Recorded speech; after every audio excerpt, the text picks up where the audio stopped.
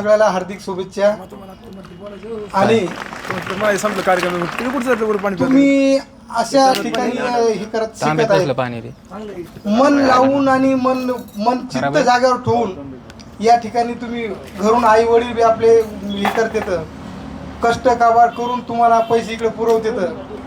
व तसेच कुठं गेले, समजा कुठं मंदिरावर बसले, आमचा मुलगा अकॅडमीला शिकायला आहे, हे असे तिकडे सांगतेत.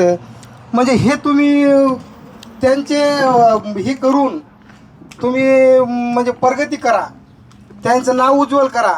भविष्यामध्ये तुम्हाला कुठंच कमी पडणार नाही. फक्त चित्त ठेवून आणि ध्यान आपण काय करायलो याच्यावर फोकस करून तुम्ही हे कार्य पार पाडा. मेहनत करताना तुम्ही रात्रंदिवस हर्षद सर तुम्हाला कष्ट करायला लावते तर कशासाठी की तुम्ही बना, चांगले हे करा.